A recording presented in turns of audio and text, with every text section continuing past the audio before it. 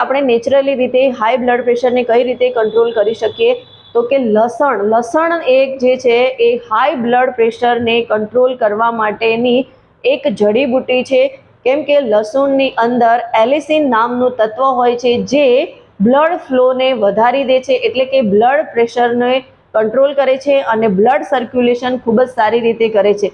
એના લીધે આપણે આપણું હાઈ બ્લડ પ્રેશર જે છે એ કંટ્રોલમાં રાખી શકીએ છીએ અને એને આપણે રોજ સવારે 2 થી 3 કળી લસણની કાચી લઈશું તો હાઈ બ્લડ પ્રેશરને કંટ્રોલ કરવામાં ઘણી બધી મદદ મળી જશે।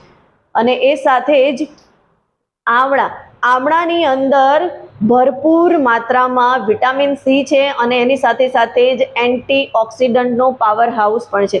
આ એન્ટીઓક્સિડન્ટ આપણા શરીરની અંદર ખૂન જે હોય છે એને સાફ કરવાનું કામ કરે છે, એટલે કે લોહીને સાફ કરે છે અને જે આપણા મસલ્સ એટલે કે જે વેન્સ છે અથવા તો જે નસો છે એને મજબૂત બનાવવાનું કામ કરે છે અને બ્લડ પ્રેશરને કંટ્રોલ કરે છે। એટલે રોજ આપણે સવારે 1 ચમચી આમળાનો પાવડર અથવા તો આમળાનું જ્યુસ લેવું જોઈએ, જેથી આપણે હાઈ બ્લડ પ્રેશરને કંટ્રોલ કરી શકીએ। મેથીના દાણાની અંદર ઘુલનશીલ ફાઈબર હોય છે અને આ ઘુલનશીલ ફાઈબર કોલેસ્ટ્રોલ અને બ્લડ પ્રેશરને કંટ્રોલ કરવાનું કામ કરે છે। એટલે આપણે રાત્રે મેથીના દાણા પલાળીને રાખી એને સવારે આપણે લઈશું તો એ આપણા માટે ખૂબ જ ફાયદાકારક રહેશે અને આપણા બ્લડ પ્રેશરને કંટ્રોલ કરવામાં એક મોટી મદદ મળી રહેશે।